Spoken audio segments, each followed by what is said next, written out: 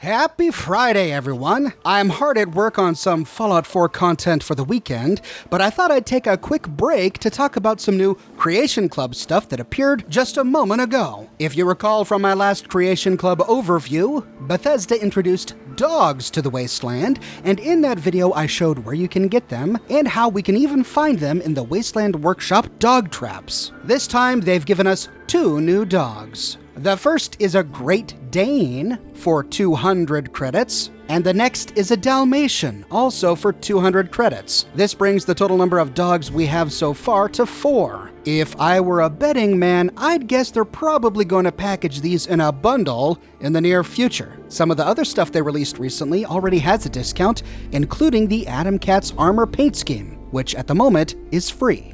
So if you haven't gotten any of the dogs yet, you may want to wait a bit. Just my suggestion. After purchasing and downloading the creations, the next time we log into the game, we find a new quest called Dog Rescue.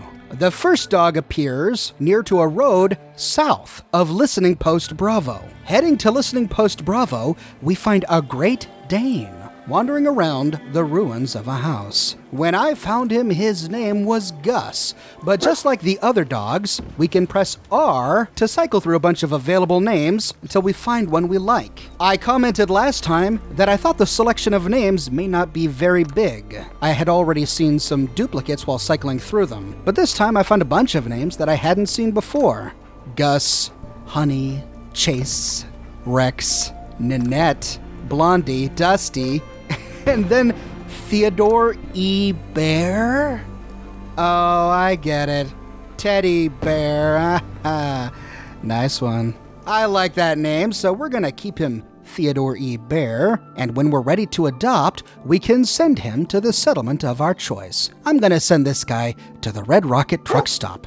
The next dog appears just southeast of Ticonderoga.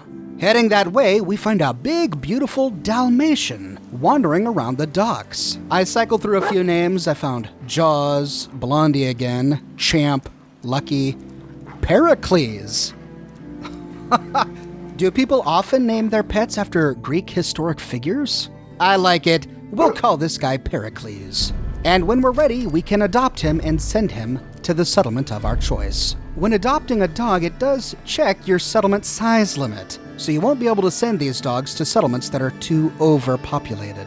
Once there, I had to wait about a day, and then lo and behold, Theodore E. Bear and Pericles wandered into town.